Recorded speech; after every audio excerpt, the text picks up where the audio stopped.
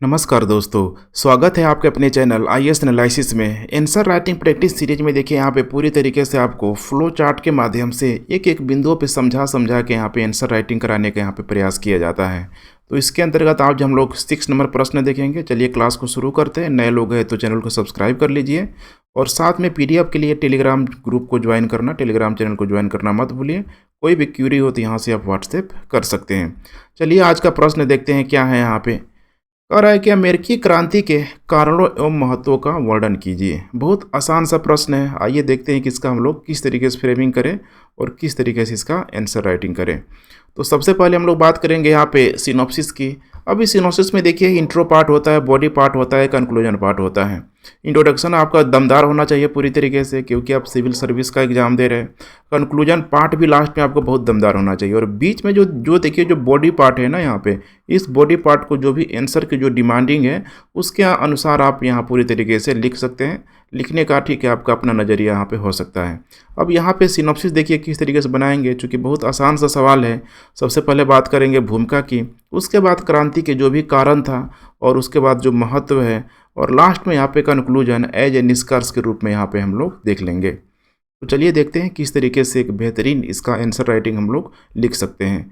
देखिए अगर हम लोग यहाँ पे भूमिका की बात करें तो यहाँ पे पूरी तरीके से इस भूमिका के अंदर आपको दिखाना है कि अमेरिका, देखिए अब अमेरिका तो रह नहीं गया, भले ही ब्रिटेन के द्वारा अपना उपनिवेश अमेरिका में ठीक है बसाया गया, लेकिन अब वो जो अमेरिकी उपनिवेश है पूरी तरीके से वयस्क हो चुका है। अब दोनों के जो हित है ब्रिटेन के और अमेरिका के टकरा रहे हैं, अर्थात अब किसी भी कीमत पे अमेरिका वाणिज्यवादी हितों से परिचालित होना यहाँ पे नहीं चाह रहा है। अर्थात अगर एक लाइन में कहे दोनों के बीच अगर ठीक है सबसे बड़ी जो समस्या का कारण क्या था, वो था आर्थिक कारण, क्योंकि उसी आर्थिक कारणों की वजह से ब्रिटेन अमेरिका को उपनिवेश बनाया था।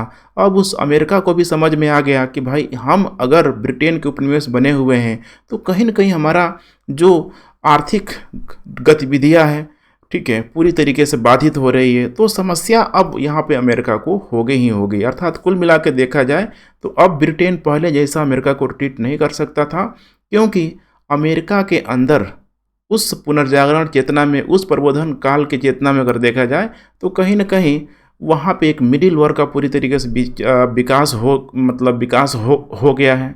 और उस विकास होने के दौरान आप ये भी देखेंगे कि किस प्रकार से अब वो लोग मैच्योर हो चुके हैं। अर्थात इसमें कहा जाता है कि कैसे एक अमेरिका जो उपनिवेश हो गया एक वयस्क उपनिवेश हो गया, और किसी भी वयस्क उपनिवेश को चलाना, उसको मैनेज करना इतना आसान नहीं होता है। तो कुल मिला के देखिए यहाँ पे उन्हीं सारी बातों को यहाँ पे समाहित किया गया है भूमिका के तौर पे। इसमें आप अगर यूपीएससी की तैयारी कर रहे हैं, यूपीएससी के आंसर राइटिंग कर रहे हैं, तो इसको कंप्रेस कर लीजिए बिल्कुल इसी फ्रेम में, और पीसीएस में है तो पूरा पूरा इसको आप छाप सकते हैं। अब अगर हम लोग मूल अगर उसके ठीक है बिंदुओं में आए कि कारण क्या क्या यहाँ पे था, तो देखिए कारण क्या था दोनों में, ठीक है दोनों के हितों में जो टकरार का जो कारण था, एक तो था प्रशासनिक कारण में ले सकते हैं उसको, एक सप्तवर्षीय युद्ध में जिसमें फ्रांस हार गया। इसके अलावा ब्रिटेन के द्वारा बहुत सारा ठीक है एक्ट कानून यहाँ पे लाया जा रहा था, उसको भी एक कारण ले सकते हैं। उसी तरीके से यहाँ पे ठीक है हानिप्रद जो भी कानून है आर्थिक दृष्टिकोण से, मैंने 3-4 जो भी कारण है आपके दिमाग में एग्जाम में जो भी है उसको आप आंसर यहाँ पे कर सकते हैं। चलिए हम लोग एक एक कारणों को थोड़ा संक्षेप में देखने का प्रयास करते हैं कि आखिर ऐसे ठीक है कौन कौन से ऐसे फैक्टर यहाँ पे साबित हुए। तो सबसे पहले हम लोग बात करें प्रशासनिक व्यवस्था की। तो देखिए प्रशासनिक व्यवस्था में आपको समझने की ज़रूरत है कि ब्रिटेन की संसद ब्रिटेन से ठीक है अमेरिका में शासन कर रही है। अर्थात ब्रिटेन की संसद के द्वारा अमेरिका में जो भी गवर्नर जनरल होता था, ब्रिटेन की संसद उसको भेज रही है, ब्रिटेन का शासक उसको भेज रहा है। और तो और अमेरिका में जो शासन प्रशासन चलाने के लिए जो ठीक है वहाँ लोग होते थे, उनके भी चुनाव में, अमेरिका के चुनाव में मतलब जो भी होता था वहाँ पे जो लोग चुनते थे, उस चुनाव में भी ब्रिटेन के द्वारा सीधे सीधे हस्तक्षेप किया जाता था। तो स्वाभाविक है कि जो अमेरिका में जो लोग रह रहे हैं उनके अंदर तो ये अपने आप में ठीक है एक विरोधाभास की स्थिति पैदा करेगा कि भाई ये क्या, भाई वहाँ से वो लोग कंट्रोल कर रहा है इस अमेरिका को, और यहाँ की ठीक है हमारा जो एक निर्वाचन प्रक्रिया है जो भी कुछ लोगों को चुनने का, उसमें भी हस्तक्षेप किया जा रहा है। तो इससे क्या होगा कि हर चीज़ को ठीक है अमेरिकी वासियों को पूछ पूछ के यहाँ पे ब्रिटिश संसद, वहाँ जो इंग्लैंड में बैठा हुआ शासक है उससे पूछना पड़ता था। तो इनके अंदर देखिए समस्या आएगी ही आएगी प्रशासनिक व्यवस्था को लेके कि भाई यहाँ हम लोग ऐसे करने वाले नहीं हैं। उसी तरीके से आप देख रहे हैं, ठीक है, जो भी यहाँ पे अधिकारी लोग जो चुने जाते थे, इसमें डायरेक्ट कहीं न कहीं आप देखेंगे तो पूरी तरीके से ब्रिटेन का यहाँ पे कंट्रोल हुआ करता था। तो कुछ उस टाइप का था औपनिवेशिक, ठीक है, शासन प्रशासन का जो ढांचा था, अपने आप में एक विरोधाभास की स्थिति पैदा कर रहा है। उसी तरीके से अगर हम लोग नेक्स्ट बात करें, ठीक है, विचारधाराओं को लेकर, तो देखिए ये समय है पुनर्जागरण के बाद प्रबोधन काल का समय है, 18वीं सदी का समय है। और उस 18वीं सदी में आपको पता है कि एक से एक इनलाइटमेंट थिंकर हुआ है। जब यहाँ पे इनलाइटमेंट थिंकर हुआ था, वो समझना है कि ये सब ब्रिटेन में है, इधर फ्रांस के क्षेत्रों में है, यूरोप के क्षेत्रों में अगर ये सब मौजूद है, तो यही लोग क्या कर रहा है कि जा रहा है सब व्यापार करने के लिए अमेरिका के क्षेत्रों में। जैसे अमेरिका में उधर कनाडा में ब्रिटेन है, अमेरिका के पूर्वी भाग में पूरी तरीके से ब्रिटेन है, बीच वाले भाग में अच्छे खासे भागों में पूरी तरीके से फ्रांस फैला हुआ है। उसी तरीके से क्यूबा के क्षेत्रों की तरफ दक्षिणी अमेरिका में उधर स्पेन पुर्तगाल सब भरा पड़ा हुआ है। तो जब व्यापार करने जा रहा है, ये लोग भी आ रहा व्यापार करने के लिए, तो देखिए विचारों का आदान प्रदान तो होगा ही होगा। और वो समय था प्रबोधन काल का, मैंने बताया कि जो भी एक से एक जो थिंक टैंकर है, चाहे हम लोग रूसो की बात कर लें, टॉमस पेन की बात कर लें, मोंटेस्क्यू, वोल्टेयर और कांट की बात कर लें, जॉन लॉक की बात कर लें, या फिर एडम स्मिथ की बात कर लें, ये सब उस समय के ये लोग मिडिल क्लास के लोग हैं। अर्थात किसी, ठीक है, रेस्टोरेंट वगैरह में बैठ के कॉफ़ी चाय हब, ठीक है, होता है ना, ऐसी जगहों पे बैठ के एकदम ज़बरदस्त तरीके से अपनी बातों को रख रहे हैं, उस समाज को बता रहे हैं कि देखो भाई हमारे साथ ये क्या हो रहा है। तो यूरोप के समाज में जो कुरीतियाँ थी, कहीं न कहीं, ठीक है, इनको समझ में आ रहा था, अमेरिकी वासियों को भी लग रहा था कि जो कुरीतियाँ वहाँ पे भी है, जिसके खिलाफ वो लोग लड़ने का प्रयास कर रहे हैं, वही चीज़ तो भाई अमेरिका में भी है। ब्रिटेन वाले हमारे साथ ऐसा कर रहे हैं, तो फिर इनके खिलाफ, ठीक है, बिगुल क्यों ना फूका जाए। इसीलिए देखिए बौद्धिकों ने काफ़ी इसमें इम्पोर्टेंट रोल प्ले किया ही किया। बस इतना सा है, ठीक है। उसके बाद से हम लोग बात करें सप्तवर्षीय युद्ध, तो देखिए सप्तवर्षीय युद्ध में बिल्कुल कहानी सिंपल है कि यहाँ पे थोड़ा सा आप, ठीक है, इस मैप को देखिए, बिल्कुल आपको समझ में आ जाएगा। देखिए, ठीक है, ये वाला जो इलाका है, देखिए यहाँ पे ध्यान से आप लोग देखते चलिए, ये जो आपको दिख रहा है थोड़ा थोड़ा ब्लू टाइप का जो कलर है, ये फ्रांसीसी इलाका है, मैंने फ्रांसीसी कॉलोनी है। ये वाला जो आपको दिखाई दे रहा है रेड टाइप का, ठीक है, ये सारा जो इलाका है अमेरिका का, ठीक है, मैंने अमेरिका का इन द सेंस कि ब्रिटेन का, ठीक है, एक कॉलोनी है यहाँ पे। और ये भी आपको पता है कि जो 13 जो कॉलोनियाँ बसी हुई थी यहाँ पे अमेरिका में, वो पूरा पूरा देखिए ब्रिटेन का था, ठीक है। लगभग उसमें 80 से 90% जो लोग थे पूरी तरीके से ब्रिटेन वासी ही थे। तो अब ये जो ब्रिटेन वासी जो यहाँ थे, इनको क्या था कि भाई देखो कुछ भी है, फ्रांस हमारे बगल में बैठा हुआ है, अगर ये ब्रिटेन का अगर साया हमारे ऊपर से अगर हट जाएगा तो फ्रांसीसी हम लोग सब, ठीक है, ले डूबेगा, सब खत्म कर देगा। बस एक सिंपल सा कॉन्सेप्ट है। तो अब हुआ क्या कि इसी उपनिवेशों के चक्कर में इन दोनों में, अर्थात फ्रांस में और ब्रिटेन में युद्ध हो गया। 7 वर्षों तक ये युद्ध चला, ठीक है। आप लोगों ने इंडियन हिस्ट्री में भी इसको जरूर पढ़ा होगा, कर्नाटक युद्ध के समानांतर।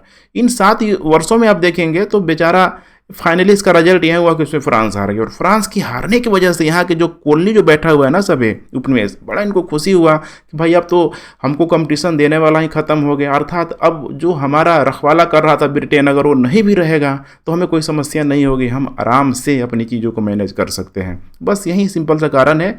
इस सप्तवर्षीय युद्ध की वजह से भी बहुत ही, ठीक है, कह सकते हैं कि मोटिवेशन मिला, ठीक है, यूरोप वासियों को, मैंने अमेरिकी वासियों को, तो उसका बेनिफिट उनको मिला ही मिला, ठीक है। ये कंटिन्यू है, अब ये सब बॉडी पार्ट ही चल रहा है।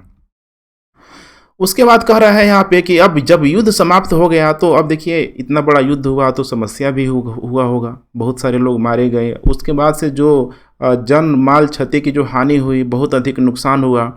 तो ये वही समय था, देखेंगे कि ब्रिटेन में क्या हो रहा था ना वहाँ पे, कि वहाँ पे ब्रिटेन में थोड़ा सा चीज़ों को समझ लीजिए। वहाँ का जो संसद था ब्रिटेन का और वहाँ का जो शासक था, यहाँ पे दोनों में शक्तियों को लेकर पूरी तरीके से प्रतिस्पर्धा चल रही थी। क्योंकि गौरवपूर्ण क्रांति के बाद तो आपको पता है कि किस तरीके से गौरवपूर्ण क्रांति के माध्यम से वहाँ के, ठीक है, राजतंत्रात्मक व्यवस्था को डैमेज करने का प्रयास किया गया। लेकिन पुनः जब कुछ योग्य शासक सब आएगा तो चाहेगा कि पहले वाली गरिमा हमको मिल जाए। अब यही संसद और, ठीक है, शासक की वहाँ पे लड़ाई चल रही थी, दोनों को बहुत अधिक इधर ध्यान नहीं जा रहा था। लेकिन जब युद्ध हुआ तो इस युद्ध में ब्रिटेन भले ही जीत गया, लेकिन उसको उतना युद्ध, समझ रहे हैं ना, मतलब क्षतिपूर्ति के रूप में बहुत अधिक उसको, ठीक है, पे करना पड़ा। यहाँ पे उसको घाटा लगने लगा। तो उसको लगा कि ये जो घाटा है ना कहीं हम अमेरिका के जो भी हमारे उपनिवेश हैं, अगर इन पे अगर हम लोग बड़ी मात्रा में कर लगा दें तो इसको हम लोग मैनेज कर सकते हैं। बस क्या था, यही मेन कारण है कि अब वो हर एक चीज़ में कर सब लगाते जा रहा है। जैसे कि यहाँ पे लगा दिया, सब मैं इम्पोर्टेंट चीज़ों को हाईलाइट कर रहा हूँ। नौ परिवहन अधिनियम लागू कर दिया, बोल दिया कि जो भी अमेरिका से ठीक है व्यापार करेगा, वहाँ जहाज़ लेके जाएगा, उस जहाज़ को सबसे पहले लंगर ब्रिटेन डालना पड़ेगा। ठीक इसका उल्टा भी कर दिया कि अमेरिकी जो जहाज़ है ठीक है, अपना व्यापार अगर करते हैं तो अपना लंगर सबसे पहले आके ब्रिटेन लाएंगे, ब्रिटेन से फिर वो जहाँ जहाँ व्यापार करते हैं वहाँ वहाँ जाएंगे। अब समझिए कितना दिक्कत होगा, ट्रांसपोर्टेशन कॉस्ट इन लोगों का बढ़ जाएगा। जो भी जाएगा अमेरिका से व्यापार करने, वो क्या पहले ब्रिटेन लेके जाएगा फिर ऐसे लेके आएगा, तो समस्या तो यहाँ पे आना तय था। वैसे ही कुछ दूसरा भी कारण है यहाँ पे। दूसरे कारणों की अगर हम लोग बात करें तो बोला गया कि भाई कोई आदिवासी यहाँ पे लोग भूमि नहीं खरीद सकते हैं। मैंने आदिवासियों से जो भी यहाँ पे ये जो कॉलोनी बसा हुआ 13 ये 13 वाल कॉलोनी के लोग, इन लोगों से इधर जो मूल अमेरिकी जो मूल निवासी थे, इन लोगों से भूमि नहीं खरीद सकते थे। ये भी एक बहुत बड़ी समस्या का कारण था, क्योंकि किसी के पास देखिए जब रिसोर्स आएगा ना तो चाहेगा कि हम अपनी चीज़ों को एक्सपेंड करें। अब यहाँ पे एक मध्य वर्ग का विकास हो रहा है, वो अपने आप को और ठीक है डेवलपमेंट के रास्ते पे ले जाना चाह रहा है, और उसको ब्रिटेन के द्वारा रोका जा रहा है। उसी तरीके से बोला गया कि देखियो न सरकारी कर्मचारी से लाइसेंस के बिना उनसे व्यापार कर सकते थे। लाइसेंस ठीक है, मतलब व्यापार वहीं कर सकता था जिसके पास लाइसेंस हो। कागजी ठीक है नोट यहाँ पे नहीं छाप सकते थे। सारा देखिए एक्सपेरिमेंट जो ब्रिटेन वाला सब है ना, यहाँ पे अंग्रेज सब जो है यही करके गया है, भारत में गया सब। तो देखिए फारूक शेर ने कैसे उन लोगों को अपना ठीक है करेंसी चलाने का भारत में अनुमति दे दिया, उत्तर भारत के क्षेत्रों में, मुगल साम्राज्य में। तो सब बहुत एक्सपेरिमेंट किया हुआ था सब ब्रिटेन वाला, सब आपको ध्यान रखना है ठीक है। यहाँ पे वो सबको मिल गया, मैंने बैन किया जा रहा है। अमेरिकी वासी भाई क्रुद्ध हो रहे हैं कि भाई हमारा क्षेत्र है, हम लोग यहाँ पे जो भी कुछ करें यहाँ पे, भाई हमें रोकने वाला वो कौन होता है। उसी तरीके से शुगर एक्ट लगा दिया गया, क्योंकि शुगर को पता है कि आपको ठीक है उसका अल्कोहलिक चीज़ों को बनाने के लिए बहुत अधिक ठीक है प्रयोग शुगर का किया जाता है। और ये सब ऐसा एरिया है इधर है अमेरिका का, नीचे क्यूबा का, उसके अलावा इधर साउथ अफ्रीका का जो सब एरिया है, यहाँ पे शुगर ठीक है बड़ी मात्रा में वहाँ पे प्रोडक्शन होता है। इनको डर था कि यहाँ पे अगर हम लोग बड़ा एक यहाँ पे स्टाम्प ड्यूटी नहीं लगाते हैं तो हो सकता है कि ये लोग खुद ही लोग शराब बनाने लगे ठीक है, और अंतर्राष्ट्रीय बाज़ारों में ये लोग खुद शराब सप्लाई करने लग जाएगा, तो उससे उस सब का ब्रिटेन वालों को निर्यात पूरी तरीके से गिर जाता। तो ये भी एक समस्या का कारण था। देखिए सब सीक्वेंस में बिल्कुल कहानी के फॉर्म में आपको मैं बताते चल रहा हूँ। उसी तरीके से देखिए शुगर एक्ट पर बहुत अधिक बहस चला ठीक है, अमेरिकी लोग के द्वारा प्रतिरोध भी किया जा रहा था। तब तक वहाँ पे एक प्रधानमंत्री ग्रेनविले बोला भाई इतना सब शांत क्यों रहे, वो स्टाम्प एक्ट लगा दिया। स्टाम्प एक्ट मतलब जो भी डॉक्यूमेंटेशन वाली जो प्रक्रिया होती है ठीक है, भूमि खरीदना बेचना, कानूनी दस्तावेज जो भी होती हैं यहाँ पे ठीक है, उसने स्टाम्प शुल्क लगा दिया कि भाई अब आपको हर बार स्टाम्प शुल्क देना पड़ेगा। अब सोचिए इतना बड़ा ठीक है दो चीज़ यहाँ पे ला दिया गया, क्या अमेरिकी वासी लोग बर्दाश्त करने वाले थे। बहुत विरोध किया गया, और तीव्र विरोधों के बाद 1766 में इसको रद्द भी करना पड़ा। ये सब देखिए कहीं ना कहीं ब्रिटेन की ठीक है फेलियर आपको यहाँ पे नज़र आएगा। कड़ाई से सब लागू करवाना चाह रहा है, लेकिन अमेरिकियों के द्वारा विरोध करने के बाद उसको कुछ न कुछ ठीक है रियायत भी दिया जा रहा है। उसी तरीके से यहाँ पे देखिए क्वार्टरिंग एक्ट भी था। इसमें क्या किया गया कि जो सीरा रंग ठीक है, शीशा, कागज, चाय पर भी कर लगा दिया गया। अब चाय पे कर लगाया गया तो चाय एक ऐसी वस्तु थी कि जो ब्रिटेन क्या करता था कि अपने उपनिवेशों के माध्यम से अमेरिका में भेजवाता था। उस पर बड़ी मात्रा में कर मतलब जितना में खरीद के ले नहीं जाता था उपनिवेशों से अपने, उसके कई गुना अधिक दामों में अमेरिका में भाई उसको बेचता था। वो भी एक बहुत बड़ी समस्या का कारण था। इसका फिर से यहाँ पे विद्रोह किया ठीक है गया। देखेंगे 1776 में बोस्टन टी पार्टी होगी। पूरी तरीके से जो अमेरिकी लोग हैं मना कर देंगे कि नहीं भाई हमें चाय नहीं चाहिए। और चाय कब नहीं चाहिए, क्योंकि ब्रिटेन ने पहले भी बोला ठीक है कि देखो कोई दिक्कत नहीं है, तुम बस विरोध मत करो, तुमको हम सस्ता में चाय पिला देंगे, कुछ इस टाइप का मामला था। लेकिन फिर भी वही है, आपको कुल मिला के एक पॉइंट पे ध्यान देना है कि अमेरिकी उपनिवेश सब वयस्क हो चुका था। उसको पता था एक मैच्योर आदमी को कितना बरगला सकते हैं, उसे पता है कि भाई हमारे के लिए ठीक है बेनिफिट क्या है, लॉस क्या है, इस चीज़ को आपको समझना होगा ठीक है।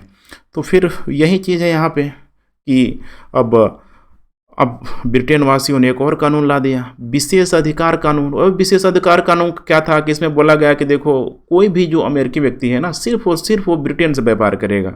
मैंने मोनोपोली टाइप का, ये तो समस्या हो जाएगा। जियो की एग्जांपल ले सकते हैं कि किस तरीके से जियो ने शुरू में बोला फ्री में दे के ठीक है लोगों को देना शुरू किया, लेकिन अंततः क्या हुआ, जब मार्केट में मोनोपोली होगा तो जियो भी अपना दाम इंक्रीज कर रहा है। ठीक वैसे ही इनके साथ था कि भाई हमारा मोनोपोली रहेगा, और मोनोपोली रहेगा तो इससे क्या होगा कि औने पौने दाम में हम तुम लोगों से खरीद लेंगे।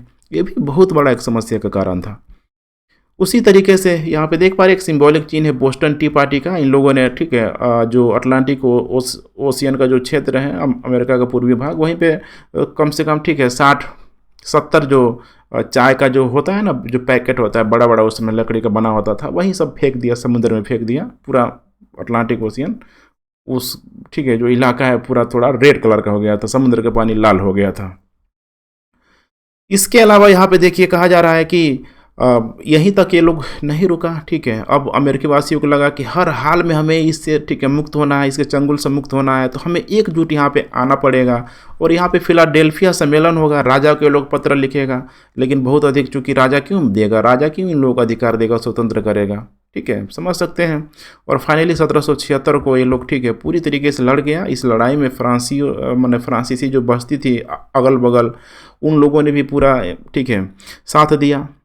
स्पेन वासियों ने भी पूरी तरीके से साथ दिया, क्योंकि स्पेन और फ्रांस का जो व्यापारिक जो हित था पूरी तरीके से ब्रिटेन से टकरा रहा था, तो दोनों ने साथ दिया। और कुल मिला के इस फ्रांसीसी ठीक है लड़ाई में अपने आप को कोलियों ने, अमेरिकी बस्तियों ने अपने आप को पूरी तरीके से स्वतंत्र कर दिया। ठीक है, अब यहाँ पे नेक्स्ट है कि अब इसका देखिए इम्पैक्ट क्या पड़ा। ठीक है, तो इम्पैक्ट यहाँ पे यही कह सकते हैं कि पूरी तरीके से जो अमेरिका है देखिए एक रियल रूप में पूरी तरीके से आज़ाद हो गया, और 13 जो कॉलोनियाँ मिल के अपना संविधान बनाना शुरू किया, और यहीं से एक यूएसए का भाव आ जाता है, मतलब यूनाइटेड स्टेट ऑफ अमेरिका। धीरे धीरे वो इलाका इधर भी ठीक है फैलते गया, पूरी तरीके से एक संयुक्त राज्य अमेरिका का ठीक है एक वैश्विक मानचित्र पे जन्म हो गया, जो आज भी देखिए कितना ही ठीक है जियोपॉलिटिक्स में हर चीज़ को प्रभावित करता है। उसके बाद से यहाँ पे कहा जा रहा है कि जब 1776 में अमेरिकियों ने अपनी ठीक है स्वतंत्रता की घोषणा की, तो अब देखिए अमेरिकियों ने जो जिस कीमत पे अपना युद्ध लड़ा था, स्वतंत्रता, समानता, बंधुत्व, मानव अधिकार जैसे चीज़ों के नाम पे लड़ा था, डेमोक्रेटिक प्रजातांत्रिक जैसे भावनाओं से ठीक है प्रबुद्ध होकर ये युद्ध लड़ा था। क्योंकि उस समय जो इनका प्रतिनिधि होता था ब्रिटेन से चुन के भेजा जाता था, तो इनको लगता था कि हमारे द्वारा चुना गया प्रतिनिधि तो होना चाहिए यहाँ पे। बहुत बड़ी ये समस्या का कारण था। कुलीन विशेष अधिकारों को समाप्त किया गया था, ध्यान रखिएगा। ठीक है, मुक्त बाजार पे, मुक्त अर्थव्यवस्था पे जो एडम स्मिथ बोला करता था, उस पे लोग विशेष यहाँ पे जोड़ यहाँ पे पूरी तरीके से दिया हुआ था। तो कुल मिला के ठीक है ये सारी चीज़ें जो जो अमेरिकियों की मांगे थी, ठीक है वो मांगों को ब्रिटेन के द्वारा माना तो नहीं गया, लेकिन ब्रिटेन को खदेड़ के उन चीज़ों को अमेरिका में लागू करने का प्रयास किया गया। साथ में स्त्रियों को भी अच्छा खासा वहाँ पे अधिकार दिया गया। अब उसी तरीके से और है कि अब इसका जो प्रभाव है उसी तरीके से इंग्लैंड की नीतियों पे पड़ा। अमेरिका तो बेस्ट हो गया, सुपीरियर हो गया, अब इंग्लैंड पे क्या प्रभाव पड़ेगा। तो इंग्लैंड में देखिए जो शासक की नीतियाँ थी, जो संसद की नीतियाँ थी, क्योंकि दोनों की नीतियों का पूरी तरीके से यहाँ पे फेल होना था। अब इससे क्या होगा, वहाँ की जनता पूरी तरीके से ठीक है रुद्ध हो गई, दोनों से यहाँ पे पूरी तरीके से ठीक है निराश हो गई।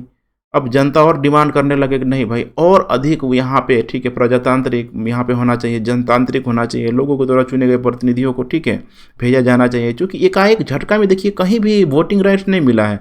वोटिंग राइट्स की दायरा को ब्रिटेन में भी पूरी तरीके से बढ़ाया जाने लगा। 1782 में देखिए आयरलैंड को ठीक है लगभग पूर्ण स्वायत्ता का दर्जा दे दिया गया। क्योंकि आयरलैंड का जो क्षेत्र था आपको ध्यान रखना है ठीक है कि इसमें अमेरिकी वासी ये ब्रिटेन वासी जब जाते थे व्यापार करने के लिए अमेरिका से, तो यहाँ पे लंगर वगैरह लोग डाला करता था सब, ठीक है। मैंने आयरलैंड भी एक उपनिवेश की तरह था। तो जब एक उपनिवेश जब अमेरिका स्वतंत्र हो गया तो भाई आयरलैंड को क्यों छोड़ोगे, आयरलैंड को भी यहाँ पे दे दिया गया, ध्यान रखिएगा। और लेकिन ये तो हो रहा है अमेरिका में, और इधर बाकी जो नए नए जो उपनिवेश बन रहे हैं ब्रिटेन के, जैसे भारत हो गया, अफ्रीका हो गया, ठीक है, इधर इंडोनेशिया वाला क्षेत्र हो गया, वहाँ पे लोग अपनी नीतियों को क्या कर रहे हैं ना, कड़ाई से सब लागू कर रहा है कि जो हमने गलतियाँ किया इधर अमेरिका के साथ, ठीक है, वो गलतियां हम लोग अब दोहराने वाले नहीं हैं। बहुत तेज़ी से उसी के एक एग्जाम्पल दिखाने का प्रयास किया गया कि जैसे 1789 का जो पिट्स इंडिया एक्ट है, इससे आप लोग यहाँ पे समझ सकते हैं। उसी तरीके से यहाँ पे फ्रांस में यहाँ पे कहा जा रहा है, देख पा रहे हैं कि फ्रांस पर तो बहुत अच्छा खासा प्रभाव पड़ेगा ही पड़ेगा, क्योंकि इसमें क्या हुआ था कि फ्रांसीसी सेना, ध्यान रखिएगा, उसमें एक नाम है लफायतो, उस अमेरिकी स्वतंत्रता संग्राम में अमेरिका के साथ, ठीक है, ब्रिटेन के खिलाफ युद्ध कर रहा था, क्योंकि सप्तवर्षीय युद्ध का उसको बदला लेना था फ्रांस को, तो अपनी सेना को, ठीक है, भेज दिया था। वहाँ जब गया तो बदले में, ठीक है, उसको भी बहुत सारा, ठीक है, क्षेत्र, ठीक है, आगे देखेंगे हम लोग अभी कि फ्रांस को भी मिला। लेकिन साथ में देखिए जो ये लोग गया वहाँ पे तो देखा कि भाई अमेरिकी वासी स्वतंत्रता, समानता, बंधुत्व के नाम पे, प्रजातांत्रिक, जनतांत्रिक जैसे चीज़ों के नाम पे ये लोग पूरी तरीके से ब्रिटेन के खिलाफ युद्ध लड़ रहा है। लफायतो जो सैनिक कमांडर था, फ्रांस की सेना का प्रतिनिधित्व कर रहा था, ये तो जब वापस लौटा तो पूरी तरीके से फ्रांस की गतिविधियों को देख के हैरान था कि नहीं भाई, हमें ऐसा नहीं चाहिए, हमें भी विशेष अधिकारों के खिलाफ कुछ इस टाइप से लड़ाई करना चाहिए, कुछ युद्ध करना चाहिए, जिससे कि हम लोग भी अमेरिका की तरह हो पाए। इसीलिए बोला जाता है कि फ्रांस की क्रांति में, ठीक है, अगर कहीं न कहीं जो बहुत अहम रोल प्ले करता है वो है अमेरिकी क्रांति। तो यहाँ पे आप लोग ध्यान रखिएगा, ठीक है। उसके बाद से यहाँ पे फ्रांस को कुछ और भी मिला, जैसे कि फ्रांस ने अमेरिका की सहायता किया तो बदले में उसको वेस्ट इंडीज में, ध्यान रखिएगा, यहीं पे घाना के आसपास टोगो का क्षेत्र मिल जाएगा इधर, ठीक है। दक्षिण अफ्रीका में एक जगह है यहाँ पे सेनेगल के आसपास उसको, ठीक है, मिल जाएगा। ये देख रहे हैं ना, ये ठीक है, डिजिटलाइज फॉर्म में यहाँ पे ये जो फैलते जा रहा है, फ्रांस का सब कॉलोनी है, ठीक है, क्योंकि फ्रांस भी आने वाले दिनों में बहुत बड़े एरिया पे ये भी अपना कंट्रोल यहाँ पे करेगा ही करेगा। वो अलग अलग बात है कि, ठीक है, अंग्रेजों के द्वारा भारत में फ्रांसीसियों को वहाँ पे भगा दिया जाएगा, लेकिन फिर भी उस सब का उन्वेष अच्छे खासे मात्रा में सब मौजूद रहता है। जैसे देख रहे हैं अफ्रीका वाले एरिया में काफ़ी बड़ी मात्रा में, ह्यूज मात्रा में सब यहाँ पे मौजूद हैं, ठीक है। आंग्ल फ्रांसीसी संघर्ष में, ठीक है, फ्रांस पर प्रतिकूल प्रभाव पड़ा। इस तरह अमेरिका के उदय का यूरोप में कूटनीतिक संबंधों पर पूरी तरीके से प्रभाव पड़ना यहाँ पे तय ही था, ठीक है। कुल मिला के यही है कि अब व्यापारिक संभावनाएं पूरी तरीके से जग गई। कुछ इस टाइप का इक्वेशन बन गया कि एक तरफ तो यहाँ पे ब्रिटेन है, दूसरे तरफ यहाँ पे फ्रांस है, और तीसरे तरफ यहाँ पे अमेरिका है। यहाँ पे ध्यान रखिएगा, ठीक है, अमेरिका।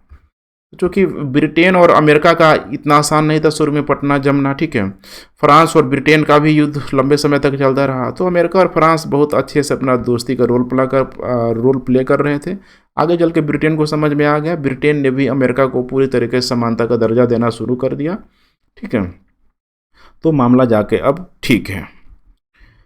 उसके बाद से हम लोग निष्कर्ष की बात करें तो ओवरऑल देखिए आपका अंडरस्टैंडिंग यही समझाने का, ठीक है, यहीं पे आपकी मतलब आपकी ओवरऑल जो आंसर राइटिंग की जो स्किल है आपको यहीं पे दिखाई देना चाहिए कि पूरा पूरा आप कंप्रेस करके इसको लिख सकते हैं, और निष्कर्ष में आप बिल्कुल फ्री हैंड है, ठीक है। एक आइडियल प्रयास किया गया आपको देने का, तो प्रैक्टिस करेंगे तो हो सकता है कि आप इससे अच्छा भी लिख सकते हैं। तो आप लोग इसको देख लीजिएगा निष्कर्ष को कि देखिए अमेरिका ने किस तरीके से, ठीक है, अमेरिकी क्रांति के माध्यम से यूरोप में भी कितना उसका इम्पेक्ट पड़ा। आगे चल के यूरोप में प्रजातांत्रिक विचारों पर बल मिला, और जस्ट इसके कुछ ही दिनों बाद देखेंगे ना, 1776 के बाद 1789-90 में वहाँ फ्रांसीसी क्रांति भी वहाँ पे पूरी तरीके से हो जाएगी।